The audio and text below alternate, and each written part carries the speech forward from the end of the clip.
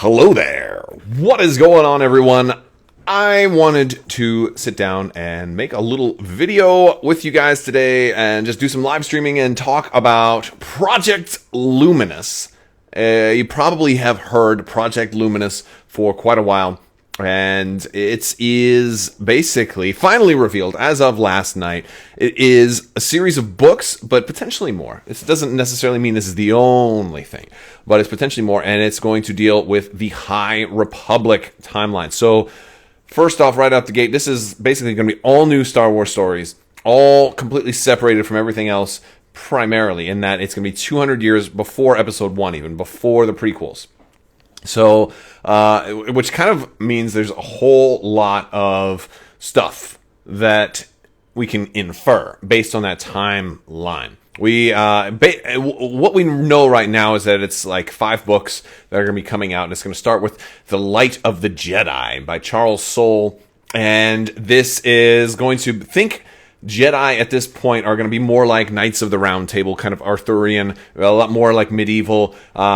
A lot of people, I think some of the hype that some people kind of inferred that, hey, maybe they're going to do a Game of Thrones style Star Wars or something like that. I think that was one of the things that may have inspired a lot of this. There are going to be a new type of enemy called the Nile, and they're going to be like kind of like space Vikings.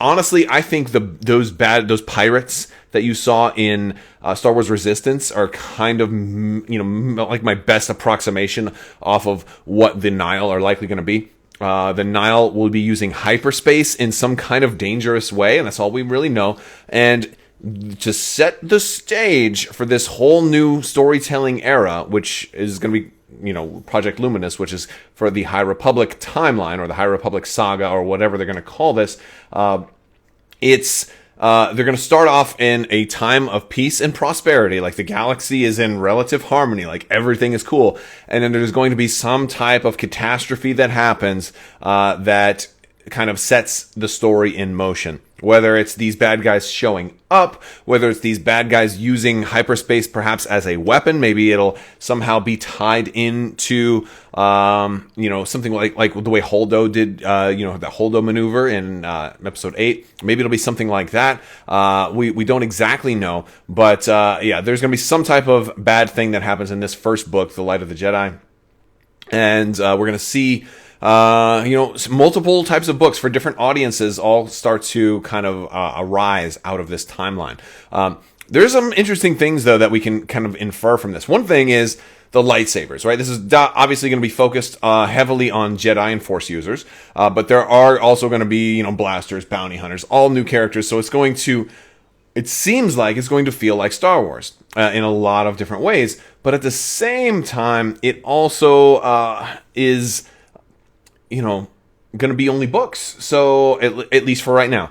So for those of you who aren't interested in reading books, you can check out Audible. If you want to do audiobooks. Now, I don't have a deal with Audible, so I don't have any click my link for Audible. I don't have that. Maybe I should get that. I don't know. But, that's what I use, right? And so I use Audible. I listen to audiobooks. I do that while I'm painting or while I'm driving or something like that. I just like to have something on when I don't have to do any math or any reading and with my eyes, so I can focus on what I'm doing and then just have that going on in the background. That's what I like to do. So painting is actually a really good one. That's where I do most of my listening. But yeah, I didn't really have a whole lot of time to do an entire video about that and do all that. So I figured I'd just do a live stream and talk to you guys about it. I don't have a whole lot of time because that's kind of what's going on right now. But I figured we would talk about it a little bit. So here's some things that we could infer from this particular timeline. And one is Yoda should still be alive. Yoda may be tangentially in this. I don't know how much focus there will be on the Jedi Council. I don't know how much focus there will be on just Ranger type Jedi that are kind of on the outskirts of, not all of the galaxy is explored. maybe they're doing a lot of that. Also, if you notice, a lot of the lightsabers they've shown in the concept art have like hilts, kind of like traditional knights, like traditional, broadswords and short swords and long swords. They have that, that crossguard on there. Now, this is different than the crossguard saber, which actually has blades emitting from the sides, because we're not seeing that. And this might just be a design, a popular design style at the time. I think, obviously, look, Star Wars always has tried to invoke certain types of imagery, and I think the simple answer is they're trying to invoke that, these are knights. These are knights of fantasy, knights of the round table, that type of thing, and that's the imagery they're going for in this setting, and that's basically the inspiration for why some of the lightsabers have that type of handle. Another thing that's really cool is there's a lot of different saber styles they're exploring as far as different colors. We saw yellow in another one. There's orange here. And there's a double-bladed saber, where they're both going up. I don't know if this is one of those nunchuck type sabers that flips open. If you look on the far left over on this image. But also if you look right up here, you're going to see what looks like a dark saber, which is pretty freaking cool, right? And so, is this the Mandalorian Jedi that Tar Vizsla, who has created this one? Is Tar Vizsla going to be part of this? Would be interesting if they did have some tie-ins with other stories that are going on, especially if they end up doing, some more with the Darksaber in Season 2 of The Mandalorian. You've also got another amethyst blade up there, which is interesting. And you've got two different types of, purple, right? You got, the dark purple, and then you've got, that magenta one over on the left. So they're really exploring different lightsaber colors. I like the middle one a lot, too, because that's kind of like a teal, which is really cool. And another thing that I like is that only one of these is double-bladed. I know in a lot of Star Wars fan fiction and stuff, everybody's got a double-bladed lightsaber, right? So I'm kind of digging that there's not that many double-bladed lightsabers, and I just thought that was pretty cool. So, I'm really digging all the saber colors. I mean, I am a sucker for, my two things that I really like about Star Wars is capital ship combat and lightsabers. All right, I love, those are my favorite two things, and this one is going to be hitting the lightsaber aspect really good, it seems like, and that's something I think I'm ready for. I want, now granted, it's going to be in books, so you're not going to get, the same kind of cool, groovy lightsaber stuff, but if these books do well, and if they plant the seeds of these characters, in the same way that the EU planted seeds of characters, which eventually grew to intense popularity, I feel like they're laying seeds with Project Luminous. And 5 to 10 years after this, these seeds will have hopefully grown. We have so many characters that Disney introduced, and they've only had the franchise since 2015. We have so many characters that have grown already to be popular that will probably grow to be even more popular. Look at Dr. Aphra, for example. Krennic, Admiral Raddus, right? Jyn Erso, a lot of stuff out of Rogue One, I suppose. But but a lot of that stuff is all stuff that has kind of been introduced since Disney took over. Ezra, Sabine, awesome characters that, it should be really fun. And they are calling this Phase 1, so there's going to be obviously more. Perhaps this will eventually make its way to video games, which I would love. I would love a Bushido Blade style video game. I don't know if you guys, tell me in the comments if any of you guys ever played an old game for a PlayStation called Bushido Blade. It was a sword fighting game, a one-on-one sword fighting game on the original PlayStation, and what made it really stand out to me is how realistic it was, because the rounds would be very short.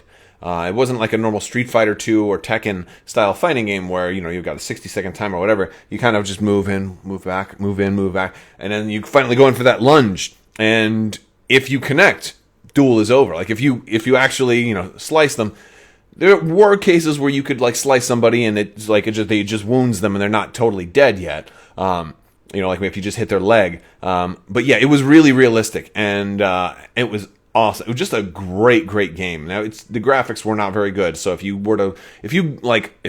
check out some old Bushido Blade videos from on YouTube, you're gonna see okay, it was PlayStation 1, it was pretty old school, but the level of realism, how it felt like a real duel, it kind of told you how quick a lightsaber duel could be. And that's one thing that I loved so much about Star Wars Rebels when Maul finally faced Obi-Wan. It was not one of these huge ninja flip acrobatic things. their duel was about 10 seconds long. And no, their duel was probably about 3 seconds long. Yeah, and that's what would really happen. Somebody's gonna pull if if their cut is true, game over. All right, so that just looks really cool. So yeah, that's Star Wars: The High Republic. This was Project Luminous. It is. It's gonna be exciting. So yeah, I'm curious what you guys think. How many of you are readers, are interested in books? But and how many of you are not? Now, also, I will be totally honest with you. I feel like Star Wars books right now are in a really lousy spot. I have not enjoyed many of the Star Wars books. I did a top 10 a while back because there were some really good ones. Thrawn was good. All the Timothy Zahn stuff is good. Lost Stars, I really liked. Dark Disciple, I really liked. Some of the other ones were okay, but when I compare Star Wars books to other books that are actually really good, it makes me realize, boy, so I started off reading Star Wars books just a couple of years ago. I kind of got into more heavily into reading, and there's just so many books out there and book series out there that are amazing. Some of my favorites off just the top of my head: the Dresden Files, The Expanse. I would say Game of Thrones, although Game of Thrones was tough to get through or I should say A Song of Ice and Fire. But those books were, they had some really great books and some really difficult books to get through. But yeah, my point is, when I've gone to non-Star Wars books and said, wow, these are amazing, and then I come back to Star Wars books and I'm like, oh, okay, I guess we're gonna suffer through this one. Some of them I thought were really, really bad. Now, if I get through it because, hey, it's a Star Wars book, so I kind of want to see what they do. And sometimes if they do something cool, then that makes up for it not being that good of a book. But here, they have the freedom to do something cool. Because that's another problem in most of the Star Wars books, is that they're wedged into this little narrow time frame where they have to invent all new characters. Oh, this is a backstory to Han Solo and Lando Calrissian right before Solo, a Star Wars story? Okay, cool. Well, nothing can happen to Han, nothing can happen to Lando, so we'll just have to introduce some other character and then they can die. But you won't have time to care about them anyway. And nothing can happen to the Millennium Falcon. Nothing can happen to L3. And nothing can happen to any characters that happen to show up in the movie. And of course, no planets can get blown up, and all of this sort of stuff. So I feel like there's no stakes. They don't do anything of significance, because if you do something with significance, it has to have rippling effects that carry on to other stories. And so when another author has freedom to just write what they want to write, they can have major, profound things that have rippling effects that impact other stories. Star Wars books generally cannot do that, and that's one of the things that kind of hurts them for me. Now, they make up for this by having tremendous writers from time to time. Like Timothy Zahn can just be, can be writing the alphabet, and it's going to be awesome. And to the same extent, I think Lost Stars really, really did that very, very well. Lost Stars was probably the best Star Wars book ever, although I still put the first Thrawn book as my favorite, personally, just because, I'm a big fan of Thrawn, and I love the way that he was brought back in. But yeah, those were amazing, very, very, very well done. So, and I'm only talking about the canon books. Legends, they had a lot more freedom, right? Legends, they could kind of go forward in time and do whatever they wanted, where all these Star Wars books are wedged between two predetermined places, so they have bookends. So there's only so much they can do. So why I mention all that is now going back to the High Republic. They don't have bookends, they do, but they have the final bookend is 200 years out. So they kind of have an awful lot of flexibility. I hope they don't try to tie everything back in. I hope they don't fall into the temptation of trying to tie too many things into the Skywalker saga. I do expect at some point to have some Easter eggs, like Yoda in a background, in the middle of the second or the fifth book or whatever. It's I needed confirmation, so I called on the expert I knew on the subject, a middle-aged Jedi by the name of Yoda, and he told me to go ahead and seek the crystal. So I sought out the crystal. A little thing like that. that's fine. That's just a little like, aha, I know who that is. Maybe even, you might see some other slightly more, little interesting Easter eggs. You might find some lesser known Jedi. You might find like Qui-Gon Jinn's grandparents or something like that, or something. You never know. You never know.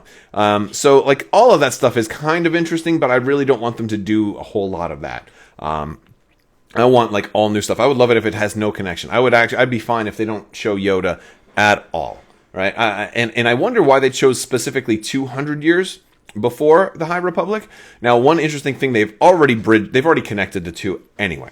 They've already connected the two because if we go to, I believe it's this character who's on the front of Light of the Jedi. It looks very much I believe it's the same character that was in this holocron in the Rise of Kylo Ren comic book. So basically he found a holocron. One of these Jedi was in there like with a message for him. Again, just an Easter egg, right? It's not like it's just a huge thing, but they've already done it, right? They're already kind of connecting the two. And I'm like, oh, you didn't really have to do that, so yeah, but yeah, Resistance Reborn. So and from the chat, Resistance Reborn had a great promise and was very lackluster. Exact same thing. And that's really the problem is Resistance Reborn could have been amazing. And I don't even know if that one was because of the bookends, because I guess because it came out before Episode 9, but still was kind of constrained by Episode 9. Resistance Reborn could have been amazing. And I just felt very, very lukewarm about what should have been the Avengers of Star Wars books. And it was just like, this character happens to be in it. Like there were a few decent, like the chapters with Shriv, I really enjoyed. But everything else about Resistance Reborn was really boring. Even, they found a way to make Wedge boring. And I didn't like that. I didn't like that at all. So I just, and again, I'm oversimplifying. It's not that bad of a book. But it just, I feel like it had potential to be a lot more enjoyable. And to me, when I'm reading an audiobook, or listening to an audiobook or reading a book, I want to feel like I can't wait so I can have some free time. I want to look forward to like, I'm going to sit down, I'm going to listen to this, I'm going to knock out 2 more chapters tonight. I can't wait. I'm like, can't wait for tonight. Once the kids go to bed, I'm going to knock out 2 more chapters. I want to have that anticipation. And with Dresden, I feel that way. With The Expanse, I feel that way. With the good Star Wars books, I feel that way. With most of the other Star Wars books that have come out in the new canon, to me it's a chore. I'm like, can we just get this book over with? I'd rather listen to a podcast or something like that, right? So, like, I don't want to feel that way. So, yeah. But anyway, that's basically what's going on with Project Luminous. In case you're tuning in late, we got a lot more lightsaber exploration to come out, which is going to be really, really cool. So I can't wait to see. I think they've got just about every different color.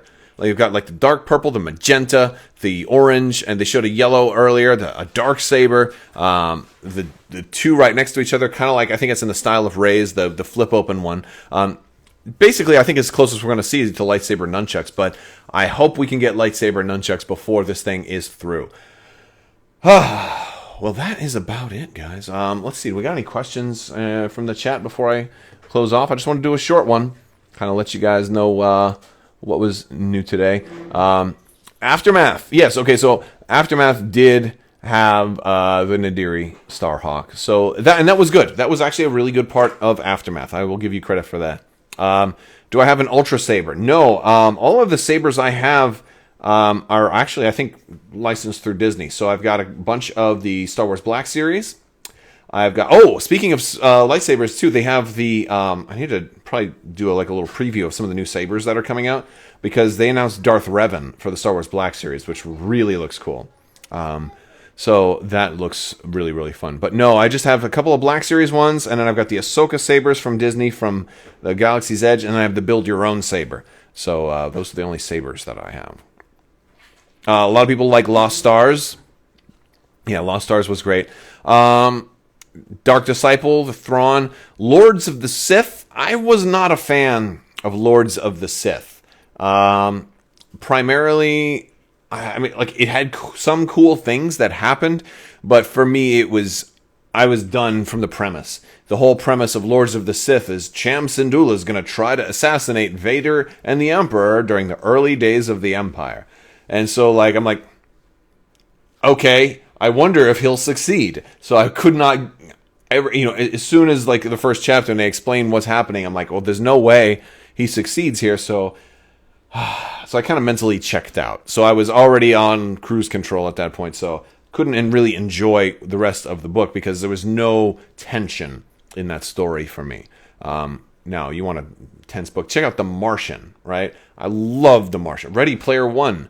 The book was better than the movie. I loved that one too. That was the first book I read in more recent time.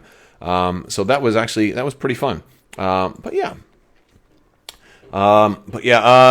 The Darksaber, they're doing a Darksaber, but it's like a kid's toy. So I haven't seen any kind of mock-ups of like a collector's edition Darksaber, but that will be a must-buy.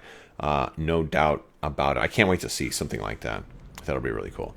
All right, you guys. Well, I will let you go. I will talk to you guys later, and I hope you guys have a wonderful day today. I have a feeling it's going to be a fantastic day. It's going to be a great day for you. Yes, actually you. I'm talking to you right there. If I'm pointing to you, yeah. No, yeah.